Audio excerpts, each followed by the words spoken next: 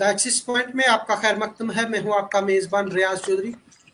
आज की live नशरियात programme में हमारे साथ नेशनल कॉन्फ्रेंस, कांग्रेस व बीजेपी से भी लोग जुड़े हैं और बात करेंगे पहाड़ी मसले के ऊपर, जो पहाड़ियों की रिजर्वेशन को लेके, एसटी के मुतालबात को लेके लगातार जो है वो पिछले कई सालों से जद्दोजहद जो है वो चल रही है और उसी चीज़ के ऊपर जो है वो बात करेंगे, क्योंकि ये जद्दोजहद काफ़ी सालों से है। और वही हमारे साथ इस वक्त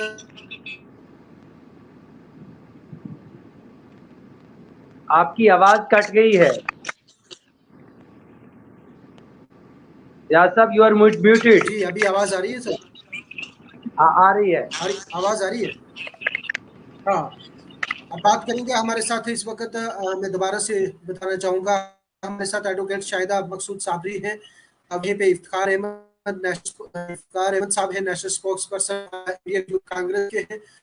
और वहीं पे हमारे साथ मियाँ शिराज अजरी साहब, ये जम्मू कश्मीर जम्मू प्रोविंस के प्रोविंशियल सेक्रेटरी हैं नेशनल कॉन्फ्रेंस के। और बात करेंगे जम्मू कश्मीर में जो यहाँ पे लगातार पिछले कई सालों से पहाड़ियों की एक मांग जो है वो चल रही है, और इस चीज़ को लेके इससे पहले सरकार की तरफ से कहीं ना कहीं दावा किया गया था। और इस सिलसिले में हमारे साथ नेशनल कॉन्फ्रेंस के शिराज अजरी साहब भी जुड़े हैं, कांग्रेस के इफ्तिखार अहमद साहब भी हैं। उनसे सवाल रहेंगे कि आखिरकार आपके दौरान जो है वो जम्मू कश्मीर के पहाड़ी तबका को इग्नोर जो है वो क्यों किया गया।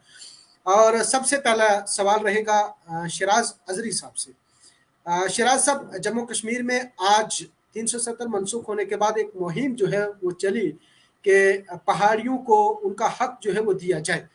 क्या इससे पहले नेशनल कॉन्फ्रेंस की भी सरकार थी, तो क्या आपने तब पहाड़ियों के लिए कोई सोच विचार नहीं किया? और अब भारत की तरफ से जब 370 मनसूख किया, जब बीजेपी की तरफ से ये कहा गया कि सबका साथ सबका विकास, तो तब आपको पहाड़ियों की रुदात, तब आपको पहाड़ियों का हक भी याद आ गया? क्या कहना चाहिए? मैं आज की डिबेट में तमाम साथियों को वेलकम कहता हूं। बड़ी अच्छी टीम आज बैठी है यहाँ पे, क्योंकि पार्टियां अपने मकाम पे हैं और अच्छे लोगों का सियासत में आना वो एक अलग बात है।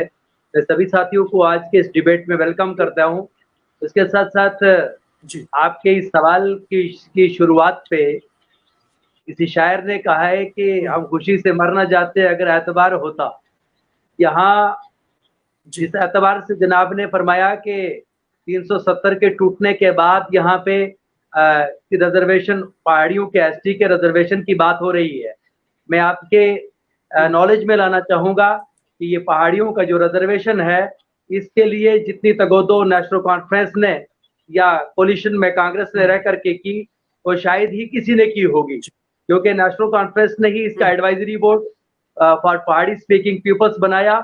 और आज रविंदर जी को भी आप पूछ लीजिए, और जो भारतीय जनता पार्टी के नेतागण हजरात हैं जो हकीकी मायनों में इस मसले को समझते हैं कि जिस एतबार से भी जो रिजर्वेशन की बात हो रही है, जो कानूनी पेचीदगियां हैं, उसके ऊपर उसको खत्म करने के लिए वही ऑर्डिनेंस जो उमर अब्दुल्ला साहब की सरकार में लाया था, उसी ऑर्डिनेंस को इम्प्लीमेंट करने की बात हो रही है। कुछ नया भारतीय जनता पार्टी नहीं देने जा रही है। वही चीजें जो डिस्कस की गई, जो इससे पहले मरकज में विराजमान वाजपेयी साहब की सरकार हो, जिस वक्त यहाँ से नेशनल कॉन्फ्रेंस ने उसको यहाँ से दिल्ली सरकार को, मरकजी सरकार को भेजा था। आपकी सरकार में सिर्फ क्या ऑर्डिनेंस ही थे? क्या बाकी मजीद जो लवाजमात पूरे करने थे, क्या उनको सिर्फ दरकिनार ही किया गया? सिर्फ ऑर्डिनेंस के बारे में ही सोचा गया?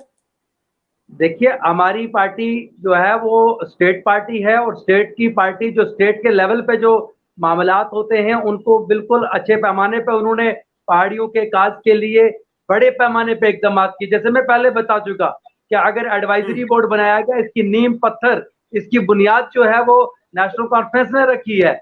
और इसमें जो साबका सरकार थी, उस सरकार के टाइम में कांग्रेस और नेशनल कॉन्फ्रेंस की जो सरकार थी, उस टाइम में जो ऑर्डिनेंस पास किया गया था वो तो मरकज ने इंप्लीमेंट करना था। लेकिन मरकज ने हमेशा हमारे पहाड़ियों के साथ ये ज्यादती की। ये हमारा राइट है। जहां तक भी इस्ताद का सवाल है, पार्टी को एक तरफ रखते हुए जहां तक बहुत हमारी शुक्रिया। पहाड़ी आगे सरकार के इफ्तिखार साहब काज पे का चलते हैं। मामला है, इसके ऊपर अल्हम्दुलिल्लाह हमने इफ्तिखार साहब कभी आपसे सवाल रहेगा, इफ्तिखार साहब आपसे सवाल रहेगा कि मरकज में आपकी सरकार थी, नेशनल कॉन्फ्रेंस का कहना है कि कोलिशन सरकार थी, मरकज में आपका सिक्का चल रहा था, तो क्या लगता है कि कांग्रेस की तरफ से उस वक्त पहाड़ियों को नजरअंदाज किया गया और आज तक वो ऑर्डिनेंस ही रहा और आगे जो है वो मुतालबात पूरे नहीं हो पाए? रियाज साहब, आपका बहुत बहुत शुक्रिया, आपने इस डिबेट में मुझे बुलाया। और जिस तरीके से आपने पूछा कि कांग्रेस का क्या योगदान रहा, तो मैं आपको बताना चाहूँगा कि जब भी कोई मूवमेंट चलती है वो एक दिन में मुकम्मल नहीं होती। उसकी स्ट्रगल है, पहाड़ियों की जो स्ट्रगल है वो पिछले 40 साल की स्ट्रगल है। और आज हम जिस मुकाम पर जी। पहुँचे हैं वो पहाड़ी कौम की कुर्बानियाँ हैं। और अक्रॉस पार्टी लाइन, मैं किसी एक पार्टी की बात नहीं करूँगा, कांग्रेस, नेशनल कॉन्फ्रेंस, जी। बीजेपी, पीडीपी, मैं उस पर नहीं जाऊँगा। ये कम्युनिटी का काज है और इसमें सियासत बिल्कुल नहीं होनी चाहिए।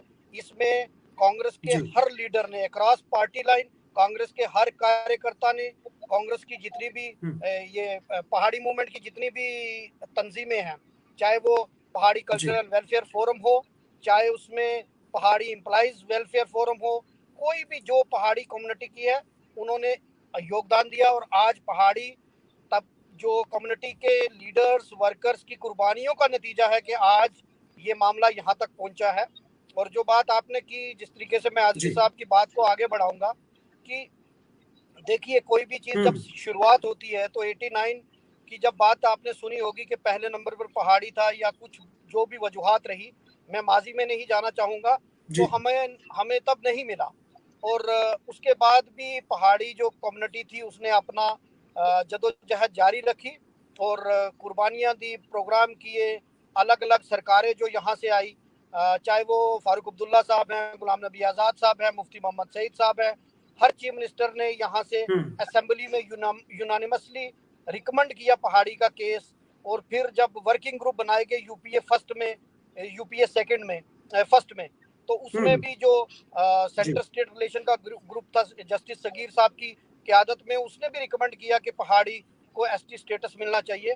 जहाँ तक आपने कांग्रेस की बात की, तो जिस तरीके से 2 बार हमारी सरकार रही, पहले पीडीपी के साथ अलायंस रहा, फिर नेशनल कॉन्फ्रेंस के साथ अलायंस रहा, और पीडीपी के साथ जब हमारी सरकार थी तो हमने पहाड़ी हॉस्टल और सोशल ये जो स्कॉलरशिप की स्कीम्स थी ये इम्प्लीमेंट करवाई। और उसके बाद अजीज साहब ने जिस तरीके से आपको बताया कि 4% जो रिजर्वेशन है पहाड़ी को, ये उमर अब्दुल्ला साहब चीफ मिनिस्टर थे और कांग्रेस उसकी अलायंस पार्टनर थी, उन्होंने मिलकर ये किया। और आज क्योंकि सेंटर में बीजेपी की सरकार है और यहाँ भी गवर्नर रूल है, और आपको भी पता है कि ये कॉन्स्टिट्यूशनल अमेंडमेंट बिल इसमें पास लाया जाता है। और कांग्रेस की क्योंकि यूपीए फर्स्ट और यूपीए सेकंड जो थी वो कोलिशन पार्टनर थी, उसमें काफ़ी सारी पार्टीज का अलायंस था। और आपको भी पता है कि जब पार्लियामेंट में इसमें बिल पास किया जाता है तो उसमें एब्सोल्यूट मेजॉरिटी आपको होनी चाहिए, क्योंकि जो कि एसटी जो मांग रहे हैं पहाड़ी हैं, तो और भी स्टेटों में जैसे गुजर बकरवाल जो गुजर्स जो है, स्पेशली राजस्थान के गुजरों को एसटी नहीं है। एसटी जो गुजर्स है वो सिर्फ जम्मू कश्मीर के गुजर्स को एसटी है। राजस्थान में गुजर्स डिमांड कर रहे हैं एसटी स्टेटस, वहाँ मीना को एसटी है, और जाट एसटी के लिए मांग कर रहे हैं। तो क्योंकि कोलिशन जब पॉलिटिक्स होती है, कोलिशन की सरकार होती है, उसमें मजबूरियां काफ़ी होती हैं, तो वो ये चीज़ नहीं हो पाई। और आज अगर ये चीज़ हो रही है तो इसका हम वेलकम करते हैं। लेकिन इसके साथ मैं एक और चीज़ भी कहना चाहूँगा कि देखिए, पहाड़ी डिजर्व करते हैं। पहाड़ी एक पसमानदा कम्युनिटी है, वहाँ की जो ट्राइब है वो बहुत हिली टेरन और जो भी कितनी मुश्किलात से वो दो चार हैं। तो आज अगर कोई सरकार दे रही है तो ये वेलकम स्टफ है, लेकिन ये डिजर्व करते हैं, वो उनको मिलना चाहिए। और हम तब तक इस लड़ाई को जारी रखेंगे जब तक ये नहीं मिलता। जी, तो क्या उम्मीद है कि आपकी जारी सरकार में ये चीज मिल नहीं पाई तो भारतीय जनता पार्टी जब सबके साथ सबके विकास की बात कर रही है तो हो पाएगा, इफ्तिखार साहब? नहीं, देखिए आज अगर उनके पास एब्सोल्यूट मेजॉरिटी है, अगर वो कहते हैं कि हम सबका साथ, सबका विकास और सबका विश्वास की बात करते हैं, तो ठीक है, हम कहते हैं, अभी देखते हैं कि क्या होता है। लेकिन जो इनपुट्स आए हैं जिस तरीके से, तो हम उसका वेलकम करते हैं, क्योंकि बैकवर्ड कमीशन ने अपनी रिपोर्ट सबमिट बहुत की शुक्रिया। है। चलिए तो मैं एडवोकेट कहूंगा शाहिदा कि साहब से कीजिए। शाहिदा कोई भी सरकार हो, उसको लोगों की बेहतरी के लिए काम करना चाहिए। और लेकिन मैं एक बात कहूंगा कि वोट बैंक पॉलिटिक्स नहीं करनी चाहिए। एक मैं मजम्मत करूंगा क्योंकि अगर हम ये कहेंगे कि आप पहले मीटिंग कराओ, पहले हमें वोट अगले सवाल दोगे पे तो आएंगे इफ्तिखार साहब, अगले सवाल पे बिल्कुल आएंगे, आपके सवाल पे बिल्कुल आऊंगा, मैं सवाल करूंगा आपसे, लेकिन मैं शाहिदा जी से करेंगे। शाहिदा जी भी जो है वो इस टाइम पहाड़ी की एक मुहिम में जो है वो लगातार अपनी जंग जो है वो लड़ रहे हैं, लेकिन सवाल रहेगा शाहिदा जी, किस तरह से इससे पहले सरकारों ने, कांग्रेस ने हो, नेशनल कॉन्फ्रेंस हो, इनकी तरफ से हमेशा ये कोशिशें की गई है, अमेंडमेंट की जो है वो कोशिश की गई है, लेकिन क्या भारतीय जनता पार्टी इस मिशन को जो है वो कामयाब कर देगी और कितना जल्द ये देखा जाएगा? इफ्तिखार साहब, पहले जितने भी लोग मुझे देख रहे हैं, आप सबको भी मेरी तरफ से आदाब, नमस्ते, सत श्री अकाल। जितने भी लोग मुझे देख रहे हैं, और आपका शुक्रिया, आपने मुझे यहाँ इनवाइट किया। लेकिन मैं सीधी आपकी बात पर आती हूँ। तो ये आप अभी इफ्तिखार सर भी यही बोल रहे थे कि इस टाइम फुल मेजॉरिटी किस गवर्नमेंट के पास है, वो भारतीय जनता पार्टी के पास है। ठीक है, आज अगर मैं दावे से लिख के बोलती हूँ, पहले तो मैं 100% श्योर हूँ कि जो वादा भाजपा ने किया है वो उसे पूरा कर रही है, वो ऑन द वे है उसी चीज में, और बहुत जल्दी वो वादा पूरा भी हो जाएगा। और अगर आज इस सरकार से ये वादा पूरा नहीं हुआ, तो आप लिख लीजिए, आज तक जितनी सरकारें आई, जितने उनके वादे थे, जितनी उनकी रिकमेंडेशंस थी, क्योंकि रिकमेंडेशंस करना इज अ डिफरेंट थिंग, चीज को इम्प्लीमेंट कर देना, चीज को कंप्लीट करना इज अ डिफरेंट थिंग। वो कंप्लीट नहीं हुआ आज तक, वो आधे रास्ते तक जाता था। हमारे लीडर्स यहाँ से जाते थे, भाई चलो दिल्ली, हम दिल्ली चले हैं, दिल्ली जाके वो क्या करते थे ये हमें नहीं पता था। ठीक है, वो चीज जो है वो चीज अगर आज भाजपा से नहीं मिल पाई ना, तो मैं लिख के देती हूँ, जो पहाड़ी कौम के जितने लोग मुझे सुन रहे हैं, आप वादे मेरे ये अल्फाज लिख लीजिए कि फिर कभी नहीं मिलेगा। यही वो वक्त है। इस कौम को मेरी रिक्वेस्ट है, irrespective of any political party, irrespective of your ideology, whether you support BJP or not, but unite हो जाइए। ये एक जेन्युइन काज है, ठीक है, ये आपकी जो एक जेन्युइन डिमांड है, इस पे आप यूनाइट हुई। यहाँ पे जरूरत है, यहाँ सिर्फ वोट बैंक तक की बात नहीं, ये आपके राइट की बात है। और मैं श्योर हूँ, 100% श्योर हूँ कि ये भाजपा देगी, बहुत जल्दी देगी और बहुत जल्दी मिलेगा। क्या लगता है कि जम्मू कश्मीर में भाजपा जिस तरह से कई मुख्तलिफ प्रोग्राम भी जो है वो कर रही है, उन चीज़ों को लेके भी, आपने वोट बैंक को लेके खिता पीर पंचाल में जो कमजोरियां हैं वो जो है वो पूरी हो जाएंगी अगर पहाड़ी तबका को ये चीजें मिल जाएंगी, जो उनका हक है वो मिल जाएगी? वोट बैंक एक नेसेसिटी होती है एक पार्टी को स्ट्रॉन्ग करने के लिए। आपका वोट बैंक आपको पावर देता है, ठीक है, वोट ही नहीं, वोट बैंक नहीं होगा तो वो लोग सेंटर में कैसे बैठेंगे? तो इस चीज को बोलना सिर्फ वोट बैंक नहीं, दोनों चीजें साथ होनी चाहिए। वोट बैंक हर पार्टी का राइट है, उसके साथ एक डेवलपमेंट एस्पेक्ट होना चाहिए। और अगर ये वोट बैंक वाली पॉलिटिक्स है, उसके साथ हमारी डेवलपमेंट हो रही है, और जो मैं पूरी ट्रस्ट से बोल रही हूँ कि हो रही है, तो there is nothing wrong in vote bank politics. Iftikhar साहब आपसे जानना चाहूंगा कि क्या ये कांग्रेस उस वक्त वोट, अगर आप बीजेपी के ऊपर कहते हैं कि ये सिर्फ वोट पॉलिटिक्स जो है वो हो रही है, तो क्या उस वक्त कांग्रेस में कदम उठा के वो भी तो वोट पॉलिटिक्स जो है वो कर सकती थी?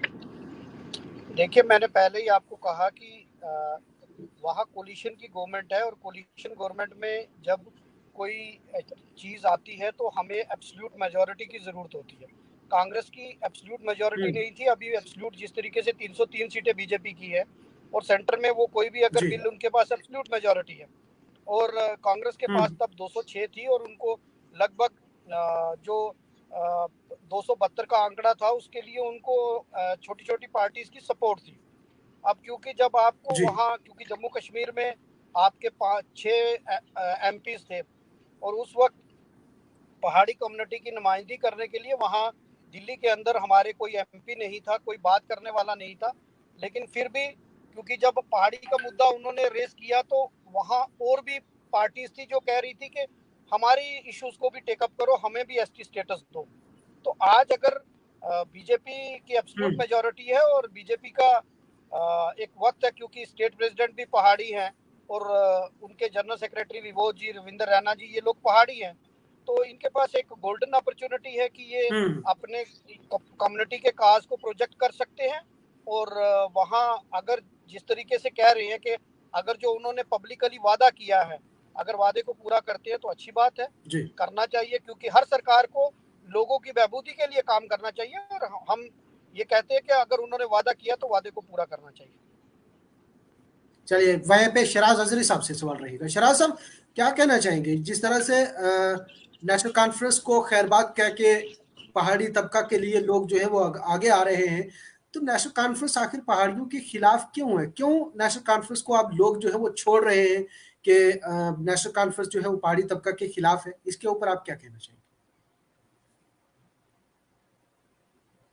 आपका म्यूट है, माइक म्यूट है, आप अनम्यूट कर लीजिए प्लीज। अभी भी हाँ जी। पार्टियों को छोड़ना या पार्टियों से जाना या पार्टियों में एंट्री लेना, ये सियासी लोगों की सियासत का एक हिस्सा है। लेकिन मैं जहां तक बात करूं कि यहाँ कोई भी आदमी पहाड़ी काज को लेकर के किसी पार्टी के अंदर नहीं गया है। ये अलग बात है कि हाँ किसी साथी को किसी जगह से कोई धचका लगा हो तो वो किसी न किसी मकसद को लेकर के वो अपने एतबार से गए हों, और दूसरी तरफ जो है मुरद इल्जाम किसी पार्टी को ठहरा दिया हो।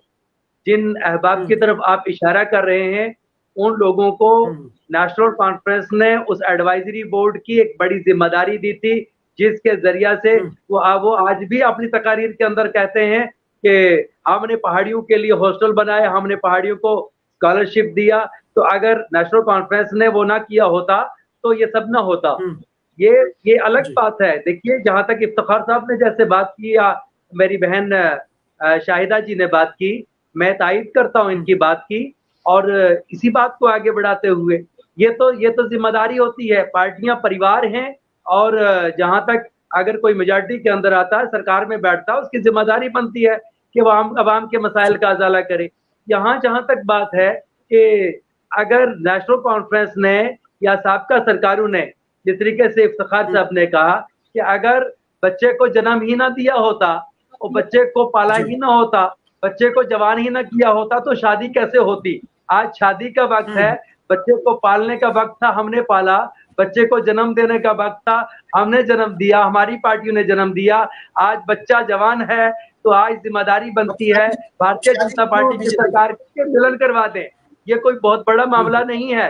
अगर भारतीय जनता पार्टी वाकईतन पहाड़ी तबका की हमदर्द है तो पहाड़ी तबका की हमदर्दी जताते हुए उन्हें लैतो लैल से काम नहीं लेना चाहिए। लेकिन मैंने पहले आपको कहा था कि खुशी से मरना चाहते अगर एतबार होता, हमें इनकी करनी और कथनी में फर्क नजर आता है। जिस तरीके से हमें उम्मीद है, इसलिए उम्मीद है कि क्या मुंह लेकर के जाएंगे रविंद्र रैना जी पहाड़ी तबका के बीच में, जिनको डांस करवाया, नचाया।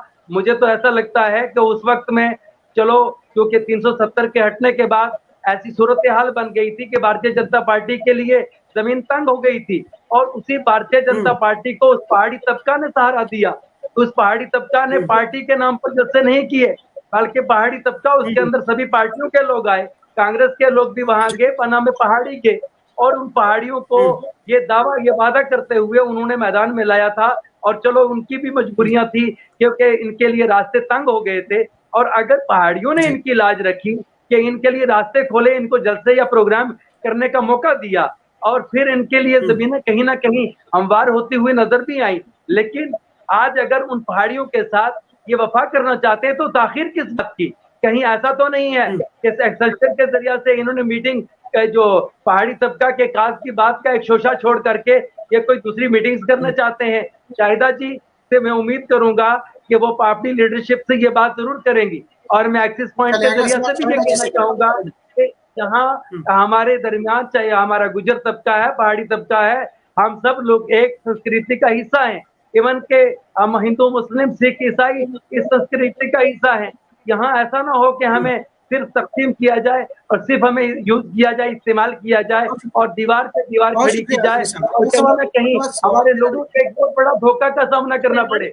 और अगला सवाल मेरा रहेगा शाहिदा जी से। शाहिदा जी, क्या कहना चाहेंगे? जिस तरह से अजहरी साहब का कहना है कि यहाँ पे जो जम्मू कश्मीर में अब होने वाला है, या सिर्फ अगला कोई प्रोग्राम, पॉलिटिकली प्रोग्राम जो है वो करवाना है, तो क्या उसके लिए एक दोबारा से न्यूज जो है वो सामने आ गई है? क्या अमल में जो है वो बीजेपी कामयाब जो है वो हो जाएगी कि पहाड़ियों को उनका दर्जा जो है वो मिल जाए? देखिए शराज साहब, पहले मैं आपको बता दूं, आप बोल रहे हो कि आपने पाला पोसा बड़ा किया और आज शादी का वक्त आया, ठीक है। पहली चीज, there is a difference between parenting and good parenting, ठीक है। आप पेरेंट तो बन गए, आप गुड पेरेंट नहीं बन पाए। आपने जो किया, आप उसको क्रेडिट तक ढंग से नहीं ले पाए। मैं पहली चीज बताऊं, ठीक है। फर्स्टली लेट मी टॉक, ठीक। दूसरी चीज मैं आपको बताती हूँ, अभी फारूक अब्दुल्ला साहब 2002 की अगर बात बताऊं, असेंबली का, स्टेट लेजिस्लेटिव असेंबली का फर्स्ट डे था, 5 अप्रैल का दिन था। उन्होंने वहां पे कहा था कि पहाड़ियों को एसटी स्टेटस मिलना चाहिए, ठीक है। आज तक क्या मैं ये ना बोलूं कि आप लोगों ने भी पॉलिटिक्स के नाम पे सिर्फ बोल वचन वाली बात थी, सिर्फ डायलॉग्स वाली बात थी। अब इफ्तिकार साहब, आप मुझे बताइए, मैं राजौरी से बिलोंग करती हूँ, राजौरी मंजाकोट, मेरे विलेज का नाम है नैली, ठीक है। मेरे सर कहते हैं ना, सुबह जागो तो सामने वाला घर दिखे, तो सामने घर है हमारे एक्स मिनिस्टर रह चुके हैं शबीर खान साहब का, ठीक है। लेकिन आप कभी मंजाकोट आकर देखिए क्या हालत है वहां। क्या वहां मैं सिर्फ ये बात नहीं करती हूँ, डेवलपमेंट की भी बात करते हैं, ठीक है। क्या वो सिर्फ इतने साल वो पावर में रहे, क्या उनकी सिर्फ पावर पॉलिटिक्स नहीं थी, डेवलपमेंट पॉलिटिक्स तो उनकी गायब रही। वो कितने पहाड़ियों के एक बहुत बड़े रिप्रेजेंटेटिव फेस थे वो हमारे लिए, बहुत बड़े। मुझे अफसोस आता है, मैं चाहती थी, मैं उनको देख के बड़ी हुई हूँ। मैं जब उनको देखती थी तो मैं बोलती थी मुझे इन जैसा बनना है। मैं आज शुक्र मनाती हूँ मैं उन जैसी नहीं बनी। क्यों? क्योंकि ये वो लोग हैं जिन्होंने हमारी कौम को खा दिया, खत्म कर दिया। They used us for their personal means. But आज आप पूछ रहे हो ना, मैं प्राउडली कह सकती हूँ, मैं क्लियरली कहती हूँ, यही वो ओनली पार्टी है। This is not just for vote. मैं इलेक्शन में नहीं आने वाली हूँ, मेरा एक अलग तरीका है काम करने का। But this is the only this is last hope of Paharis कि यही वो पार्टी है जो पहाड़ियों को एसटी स्टेटस देगी, इसके अलावा कोई और। क्योंकि आज तक जेकेएनसी की बात करूं तो शराज साहब, I was also a part of NC for a long time. Student union में मैंने काफी देर काम किया है। आई आल्सो नो क्या लूप होल से कहाँ क्या होता है। वहां सिर्फ सर चाहिए बैठ के गिनने के लिए। वहां आपके पास पैसा है देन आप अपना फेस बनाओगे, अदरवाइज नहीं। although I don't I was never a part of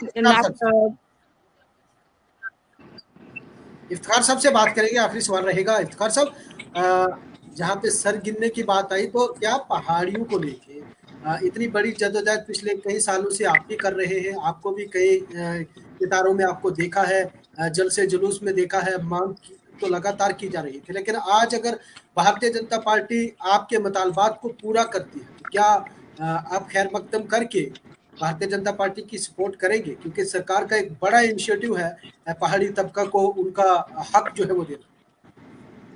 देखिए, सबसे पहले मैं जवाब दूंगा एडवोकेट शाहिदा जी का। मैं जानता हूं कि ये बड़े लीडर और बोल्ड एक्टिविस्ट और पॉलिटिकल लीडर अब है और इन्होंने काफ़ी अच्छा काम किया है। मैं हमेशा इनकी देखता रहता हूं और मैं इनको मुबारकबाद भी देता हूं। और जो बात इन्होंने कही वो कहीं पर्सनल लेवल पर हो सकती है कि जो इन्होंने जिक्र किया, अगर कोई कहीं भी कुछ डेवलपमेंट का इशू कहीं रह गया हो तो वो एक पर्सनल इंसिडेंट हो सकता है। एज कलेक्टिव पार्टी ने हमेशा डेवलपमेंट की बात की। कांग्रेस पार्टी हमेशा गरीब के साथ खड़ी रही और इक्विटेबल डेवलपमेंट और बिना किसी जात पात और मजहब की पॉलिटिक्स कभी भी कांग्रेस ने नहीं की। और कांग्रेस ने हमेशा सबके लिए डेवलपमेंट की बात की है। दूसरा जो आपका सवाल है, क्योंकि सरकार जब एसटी स्टेटस गुजर बकरवाल मेरे भाइयों को मिला तो क्या तब की केंद्र सरकार ने ये कंडीशन रखी थी कि हम एसटी स्टेटस तभी देंगे कि आप पार्टी सारे गुजर पार्टी छोड़कर जनता दल में आ जाओ? क्या ऐसी कोई कंडीशन थी? नहीं, मैंने पहले ही आपको बोला। इफ्तिखार साहब, जैसे के प्रोग्राम आपकी में नहीं, मैंने पहले ही आपको ये बात बोली है, क्योंकि मेरी विचारधारा कांग्रेस है। मैं कांग्रेस पार्टी में हूँ, मेरी आइडियोलॉजी कांग्रेस है।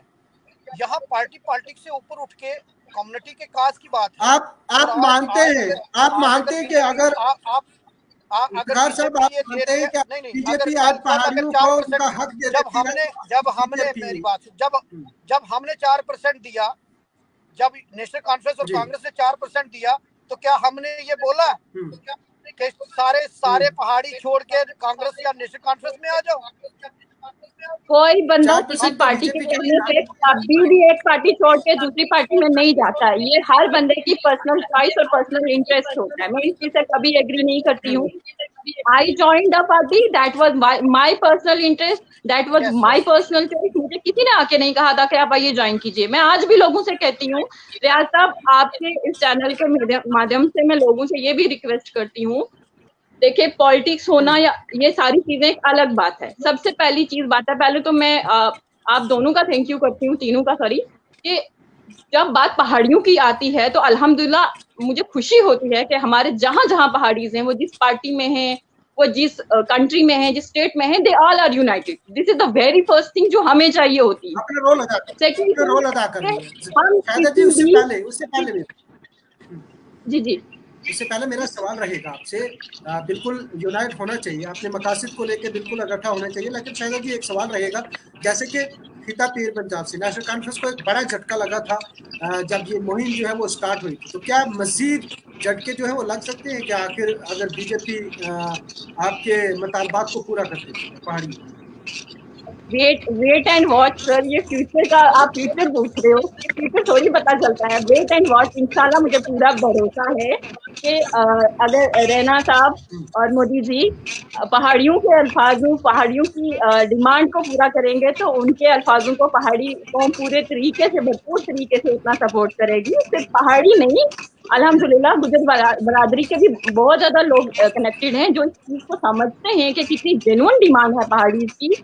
वो गुज्जर बरादरी के लोग जो आज भी सफर करते हैं, जिन तक एसपी का रियल वो बेनिफिट नहीं पहुंच पाया, ठीक है, वो लोग जो आज भी डाउन रिटर्न है, तो वो सब लोग वो डेवलपमेंट के साथ हैं। अगर डेवलपमेंट है, सब कुछ है, तो डेफिनेटली आपको एक अलग सा सीन दिखने को मिलेगा इंशाल्लाह नेक्स्ट इलेक्शन में।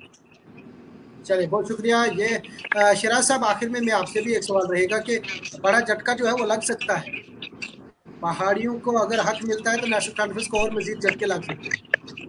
देखिए मेरे भाई, बात यह है कि सबसे पहले तो मैं ये आपसे कहना चाहता हूं कि